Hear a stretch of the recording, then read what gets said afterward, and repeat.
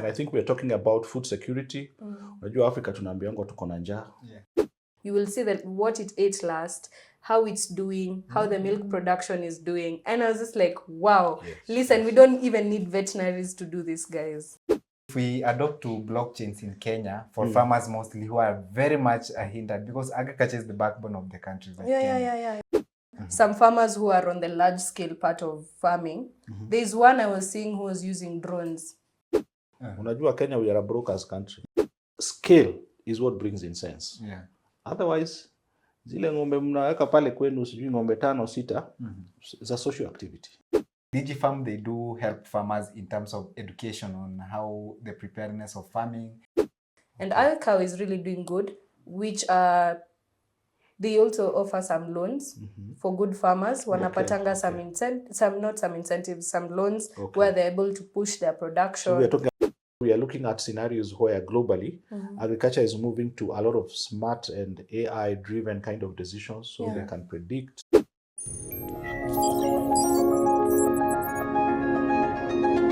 Here's to the crazy ones, the misfits, the rebels, the troublemakers, the ones who see things differently.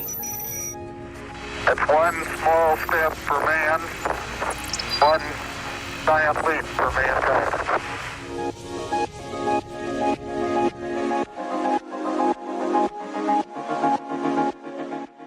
Hello everybody, this is episode 6 of TechYZ, and today we are going to shift gears a little bit and talk about agriculture.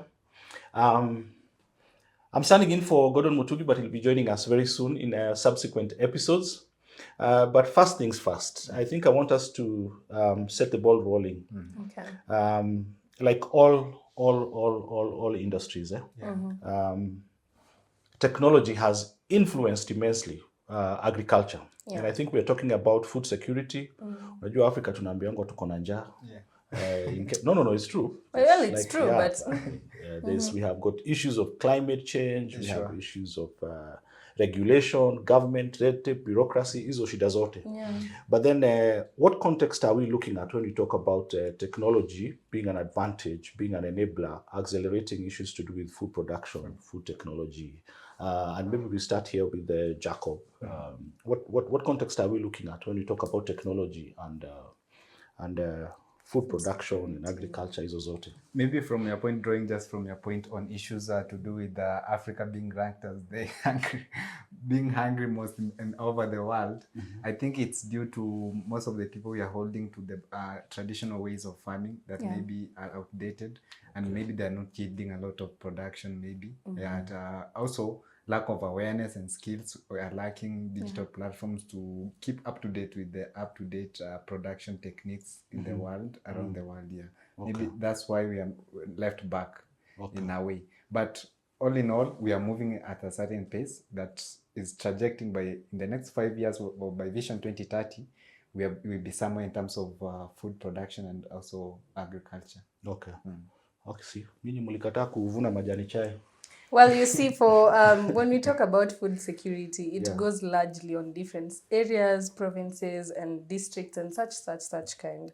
And it also depends with the adoption of the county, you know, especially here in Kenya. There are counties that are doing really well in agriculture. There are counties that are picking up very well. And there are counties that we used to know they used to produce nice things, but say we are like, what's going on? Which means they have adopted, and devolution helped in terms of adopting. So the big changes with technology have helped some places. So when we talk about the big changes in these terms, we mean kama uko kwetu pale Kericho. There was a big issue with how plantations were being handled. Harvesting, the harvesting, the uprooting. You know, sometimes majani chai inazeka, you have to remove it, and it was always so hard for human beings to do it. It would take them days and days, something that a machine would do in an hour or two, you know. So such adaptations, it's hard for us to accept as human beings, but with time, they're increasing our food security. We are starting to see more productions, better things to yield out, and such kind. But again, Jero is still on Kericho. They are going against the machines. They're saying that they're getting they're getting the human labor out of the market. Like I said, it's a problem with adaptation. It's a problem with adaptation. So they feel like wanakatazwa ama wananyimwa kazi, but they don't also see that these machines come in with their own problems. Advantages. See, they have to be serviced, they have to be done, they have to be They'll done. be creating more jobs. Exactly. But how are the numbers? How are the numbers looking like in terms of? Because I know for the longest time, agriculture has been considered it is a bedrock of income generation About and all those kind of 60% even things. in our So country. how are they looking like? You know, In terms of agriculture, let me start maybe. In terms of agriculture in Africa only, it's 25% of it is contributing to the Africa GDP. Yeah. That is in most of the Africa production countries that's have a lot of yields in agriculture. They increase the production in Africa, and also it's estimated that with the current trend, by the period 2050, by the year 2050, the population will have risen. That means we need more input in agriculture, food production, to ensure that we are safe in terms of hunger crisis. And also in Kenya, let's draw from the attention in Kenya, due to low production rates, the hunger is striking over 1.7 million people in Kenya. That's almost 11% of the population of Kenya. Yeah. Okay. So I think it's very important because like they are saying, desertification, when you look at the map of Africa, it's shifting. Like the whole of Kenya is just going, which means we have problems like irrigation. Yeah. We have problems to do with irrigation. Climate change has brought unpredictable weather patterns. Yeah, for sure. So you find that, like even in our place, I'll give you the example of back home in Arumoru, on the slopes of Mount Kenya. When I was growing up, late 80s, early 90s, water was never a problem. We could dam the rivers. When you dam the rivers, everybody has water to irrigate when it's dry, etc., etc. But today, there are times, yet we are the first people up on the slopes. We couldn't get, there are times like we can't get water. The taps are dry. So things to do with water pans and all that have had to come in and help. And you look like the whole scope of water is a big problem to do with that. And then the climate crisis, it brings unpredictable weather patterns. And of course, market access. You find that there is a lot of problems, broker, nini. But I think technology has come in, to solve some of those problems. I don't know what you think about. Let me take you to South Nyanza, from Narumoru to South Nyanza. Just the same case. For over a period when I've been growing up in the 2000s, there was a lot of yields in production. But currently, and also we had 2 seasons of planting seasons. Let me talk of maize. That was the cash crop by then. Yes. Currently, even they can't predict when to plant or to harvest. Yeah, and that shows how climate has really affected the issues of food production and also in agriculture. And the issues of water also, it's scarce. Purchasing of machines is expensive, so farmers feel like going for machines than waiting for rain, which is better than we don't have money to buy the machines because we don't have enough productions. Okay. But then I'm trying to look at a few years ago, kabla sijui YouTube, when you look at those farmers, and today, do they now have access to information? Are they able to learn new things? How have smartphones affected? How has technology and access to the internet helped farmers to access information? Okay, so like even within the past years that have just passed, 5, 6, 7 years ago, there was still climate change. And there were instances when there were long droughts, long rains and floods and such things. So with time, people have been able to have the access of something called climate smart agriculture. This is where farmers are like put in a program where they are able to understand and see how far climate change can affect them.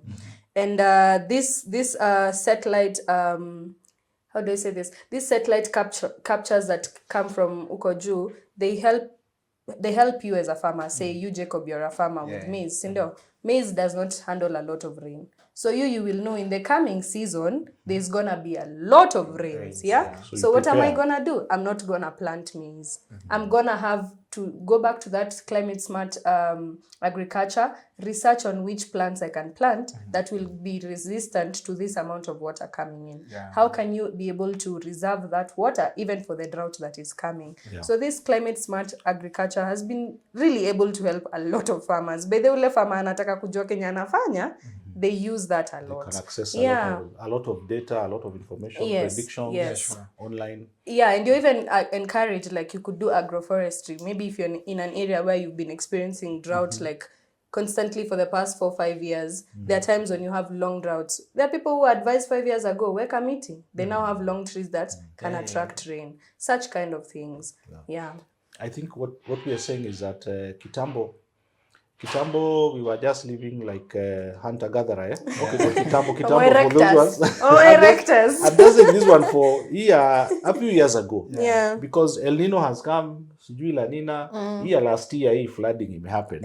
Vibaya sana. We had been warned. By the way tuliwaniwa. We knew it was going to happen. Yeah. So I think what we're saying is that there is access, farmers have access to a lot of information that you could be in Kericho, you could be in South Nyanza, you could be in Nyeri County, but you have access to information online on whatever platform that should help you make better decisions. Yeah. You know, and when you have that access, not even at whether it's from the Kenya government or whatever, it could be from a Jew, and it helps you to make better decisions in terms of your farming.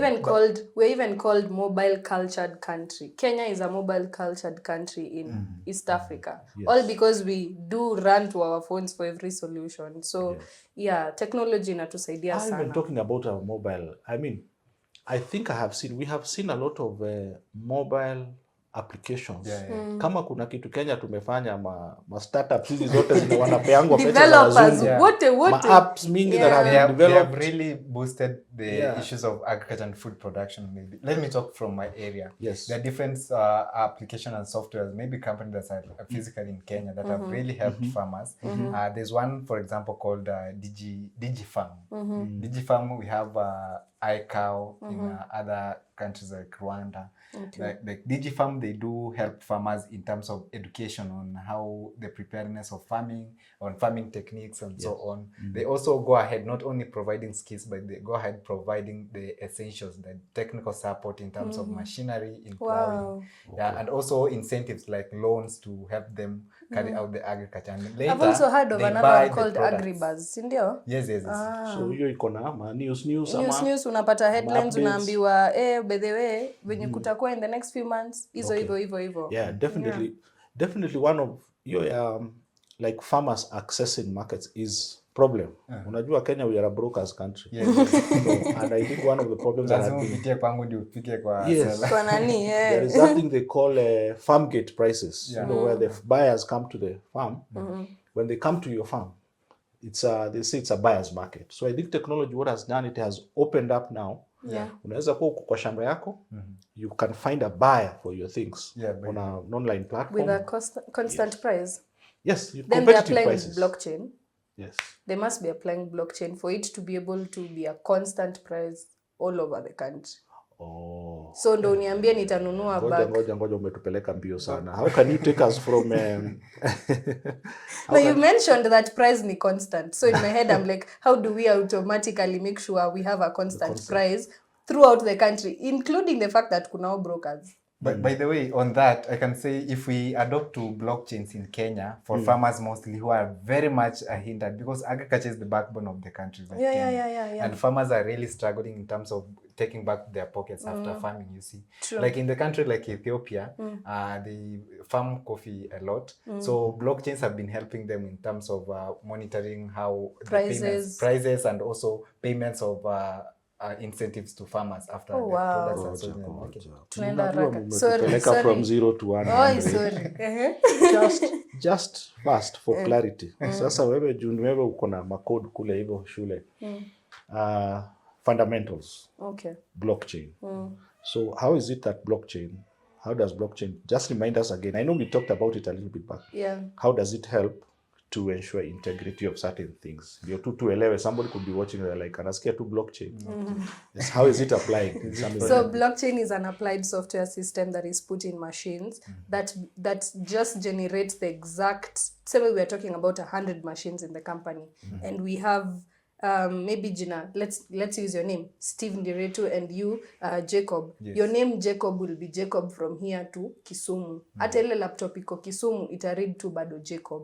Laptop iko Nyandarua, ita read Jacob. So you cannot edit from one machine and the rest of the 99 umeacha. That is how the blockchain system is used. Because so it's basically a software. There are just too many copies of the same thing. Yes, it's a copy of the same thing within many machines. So having it within many machines, you cannot. Where's the format? Where's the format? Utaanzaje? Okay, so mine is in coast. Will you go there? So then, by guys holding on this, you see, sugarcane farmers in Nyanza region, they have been complaining of receiving low payments. Like a kg of sugarcane is low as compared to what is sold. Like, I think that's something that can really help in solving. So we are talking about the integrity of the systems. Exactly. Being safeguarded from tampering. Yeah. Tunaongea mambo corruption hapa. Yeah. Lazima tuguze. We're in Kenya, Germany. Let's talk about it. Yes. Brokers are really... Brokers are going to suffer with blockchain for sure. Okay. Then I think blockchain has become a very important thing. Yeah. To help on that. So, have we? What are some of the other smart apps that have been developed that are helping Kenyan farmers and that whole value chain? There's one called iCow. iCow, yes, it's called iCow. This is just a software, rather system where farmers go in. They check. Hata wanaonyesha not only are they advised on how to deal with their crops and their animals, they are also shown where the market might go, where the market might fall out, where to focus on, what plants to deal with, such kind of things. And iCow is really doing good, which they also offer some loans for good farmers. Wanapatanga some incentives, some loans where they're able to push their production. So we are talking about access, financial inclusion. We are talking about access to credit facilities. Yes, they're also like given information, such kind, good systems. Okay. And also adding on her point, like the issues, these mobile applications that are coming up, and also the farm organizations that are helping farmers to you see, like iCow, like just as I was talking about the Gigi farm, it's bringing an issues of sustainability in a point that you don't only provide the farmer with information to how to farm, but also after providing information, you give him the seedlings to farms, you give him loans that he'll use in buying pesticides and so on, and later you will buy again the produces and from them. Yes. Yeah, so it's such a supply chain. It goes around. Back to the sender, back to the, Yeah, I love it. I see. You also unaonanga shamba shepa? Yes. Wewe unaonanga shamba shepa? This is not about me. Honestly, niliona kitambo sana. Yeah. But I think one of the things that has really, as a son of somebody who does farming, I don't want to say a farmer, but my retired parents, they still do farming a little bit. So I think one of the things that helps them a lot is, like right now, especially my dad, who's a very hungry person for information, they are glued to TV screens. And now even those, access to all this information has become very, very, very important. And I think it has helped to accelerate that. But kuna kitu pia nimekuwa nikifikiria sana. Why are we jealous of Rwanda? Adoption of new technologies in this whole context. It's not an issue of being jealous here. It's an issue of the government itself investing in such things. Like Rwanda is more of invested in terms of technology, not only in terms of agriculture, in terms of health and so on. That's why they're very quick in terms of adoption of technology and implementation. They have a deep understanding when it comes to technology. Like they know that anything that comes up with technology is an an easier way to even get to whatever goal we want. Yes, move fast. Yeah, because even for us, Kenya, we had Vision 2030. And ilikuwa inasema by that time, we shall have overly invested in tech for agriculture. Yeah. Where are we now? 20? 25? Miaka mitano. recorded. Are we there yet? We Also want to remember see you. Vision 2030 iko tu hapa.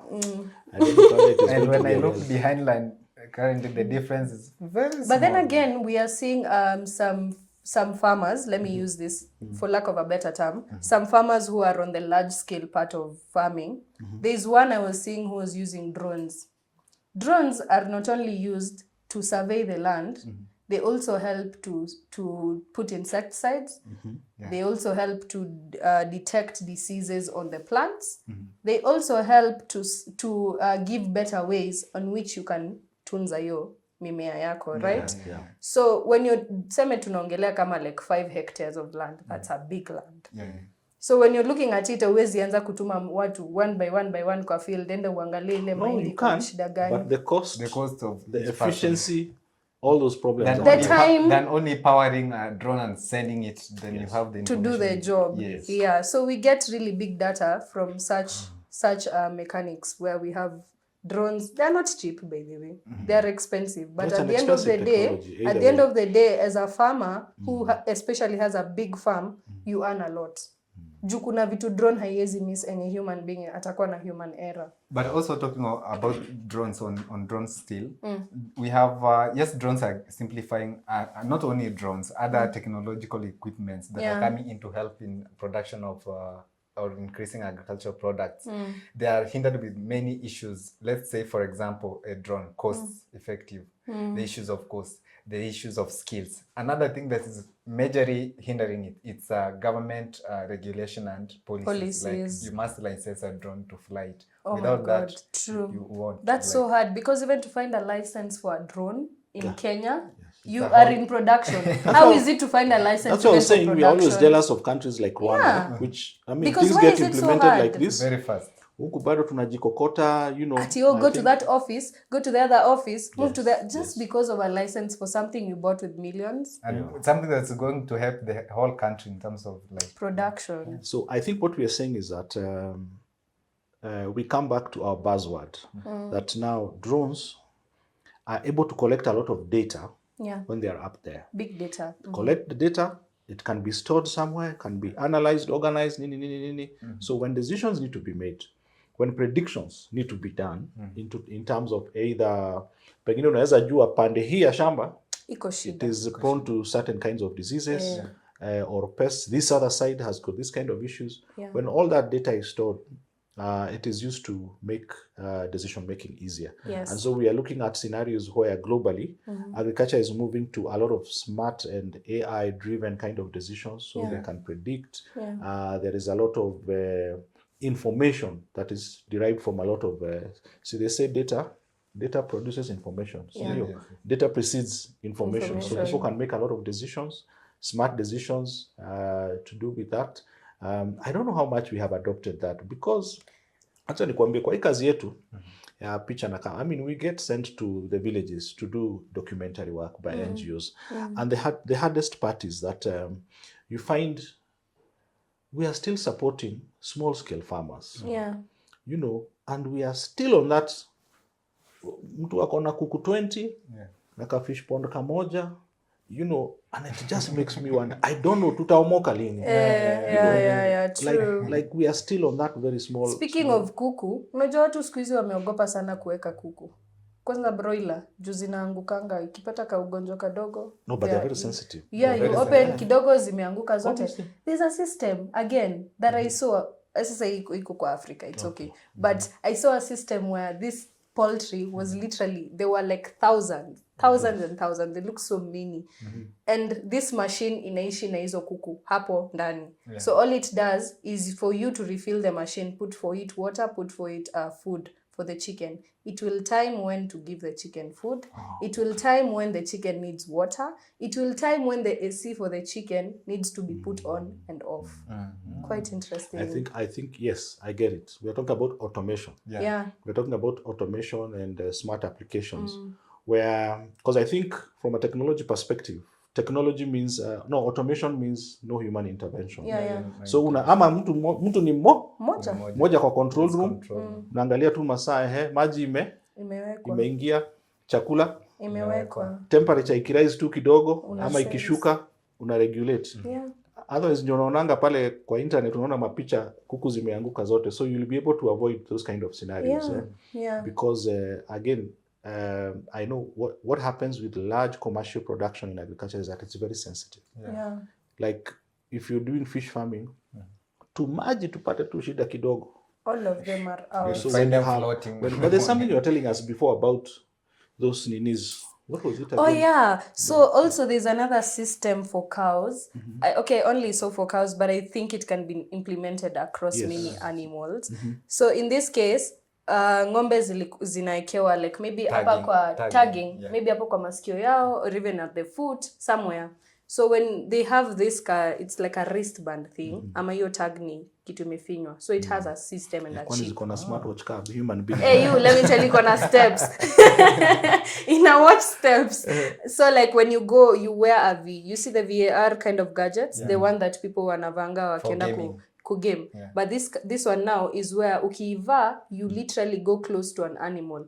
Hata uone to the back of its body, inakudetectia all the data that are about the cow. So you will see the health of the cow, you will see the last time it took water, you will see what it ate last, how it's doing, how the milk production is doing. And I was just like, wow, listen, we don't even need veterinaries to do this, guys. We are in for But again, my question comes, are we yet there, like a country like Kenya, always still being envy for Ethiopia? No, for Rwanda, they keep on. Our problem is, we personally, actually, kama watu wa Kericho, walikuwa wanataka kuchapana juu machine imeletwa kuokota majani chai. Walichoma hadi, they burnt them down. You now tell me what happens when you tell a veterinary that we are bringing such systems for the ng'ombe. Our problem is adaptation. Well. I think our problem is that there is a big gap between those who are adopting these new technologies. Na wengine bado wako very many years back. Because I look like some of the things that I see. You see now that where you have a smart gadget that is going to give you data and information about an animal. Imagine. That could also be, like a fish pond, or could also be, whatever other, anything. It could even be for just one row of a chicken broiler house or something. And you have all that data at the touch of a button. But when we are still doing small scale farming, how do we expect to? Because those things only apply when you have commercial production. It cannot apply hata kama even if you have 10,000 chickens, not cows. So you 10,000 chicken. Ama ng'ombe 20. Do you think if you have 20 cows, you can afford those kind of things? No, you can't. You consider between production and cost. Yes. The products and the cost. And they say, you were telling us about how serious food production in Africa and the problem with all that is. Sure. And the challenge is that they say in agriculture, scale is what brings in sense. Otherwise, zile ng'ombe mnaweka pale kwenu sijui ng'ombe 5 6 it's a social activity. It's cultural. Yes, social, cultural. Of course, I know the Maasai who has 200, 300 head of cattle. He's almost a millionaire. But until you do commercial, ile large scale, ingine tu unafanya in pocket money.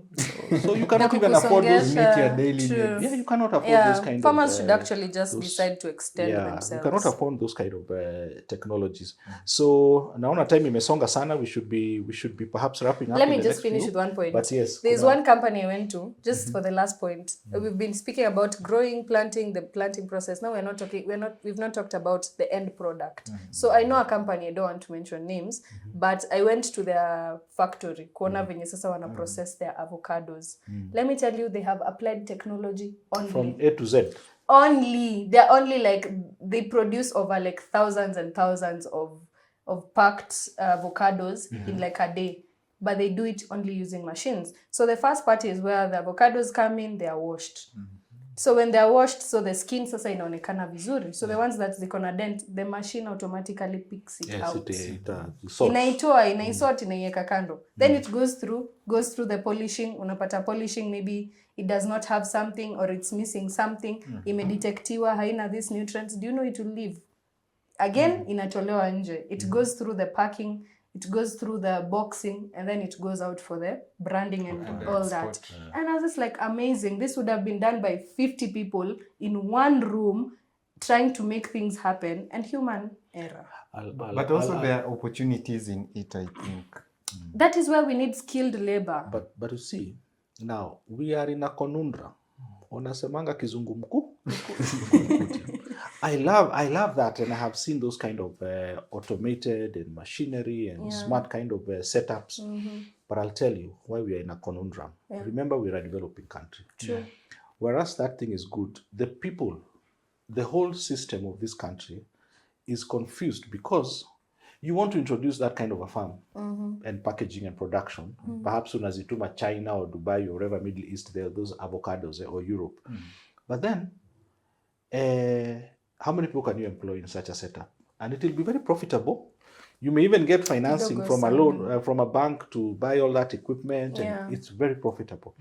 But we find that in our society, in a developing country, we are faced with issues of ethics or a moral dilemma.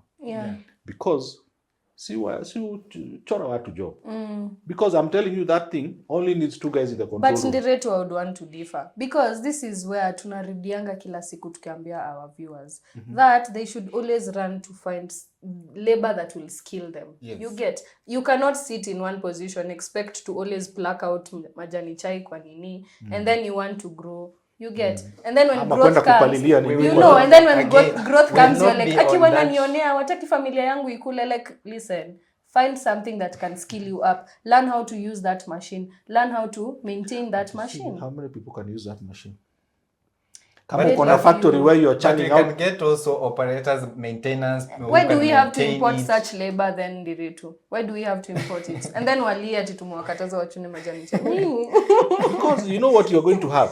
You're going to have Jacob owning a very big farm in the middle of Migori. And then he's surrounded by very poor people. So wanaona tu matrucks zikipeleka avocado kwa airport ama zikienda Eldoret airport. But you've only employed how many people? 10 people. You know. No, I'm just saying the context. It's just the context. It makes sense. It's kind of dicey. Like we have always warned them. Itawapata hiyo 2030 when they are like, oops, kumbe kuna machines zimeletwa, now look where poor. Just kill yourself. Tafuta labor yenyewe unafanya. It's the same thing. Guys are saying, okay, hey, AI is going to take our jobs. You know, it's in the same context. Guys are like, what? All these things are going to change. Okay, you know, today was the first part of what might be. We are going to but have then I in think store a lot. Next week we are going to be looking at what robotics, what other things have we seen? The Internet of Things, robotics. We are talking fintech, digital marketing in agriculture. We also have to dive in on farmers education in terms of agriculture and technology. There's a lot to look into. Please also let us know what you want us to research, what you want us to tell you about, something you want to hear, because we're also here for you. Najwa, like, we learn when you learn, machine learning. Get it? Anyways, I think our time is up. Okay. Maybe for a wrap up, I would say like to increase food production, like for example in Kenya and also Africa, we need to embrace technology. We move as the speed goes, like Rwanda, the way it's moving at speed. I think I see by 2030 that we are projecting in Kenya and Rwanda, they will be very far. They will be our 2030 vision. And also for the production, and also I champion on something called integrated farming or integrate something. Like you deal with issues climate that is affecting agriculture, you're dealing with climate at the same time, and at the same time you're doing agricultural practices. Like I visited somewhere in Coast region where they're doing fish farming and also they're doing conservation around the ocean. Like it's a two-thing fighting. And also through that they're fighting food security, they're fighting climate change, and also they're fighting they're solving the issues of food production. Okay. Alafu nikitaka kununua ko i7 kwanza nataka kwanza for all farmers who are researching na mko uko ulisema kunaitwa aje huko kwa agriculture Narumoro. Girikasha mkiwa mnatafuta Girikasha as you go into research and find what you need to know on agriculture, please use gadgets. We have very good gadgets. Kuna laptops, CPUs, we have phones too, so you can never be left out. Kila kitu has you covered, and you need it. We got you. Okay. Asanteni sana. That was Chero and fact checker Jacob Masenda. We will be back next episode. We'll be looking at all. I think we'll tutaingia deeper a little bit because there is some really crazy stuff happening in the agricultural space. Well, not agricultural, tech space, you know, robotics, nini. Unaona mambo hiyo ya data driven. We're also talking about there are issues to do with financing and accessibility and inclusion, financial Policies, inclusion in the government continent. policies. Mambo mengi sana. So thank you for watching, and we hope that we will see you in the next episode. And remember, our partners, kilakitu.co.ke. If you need any gadgets, like we told you, you can order online, and you can also visit the shop in Nairobi CBD. Asante sana, and see you next time. Bye.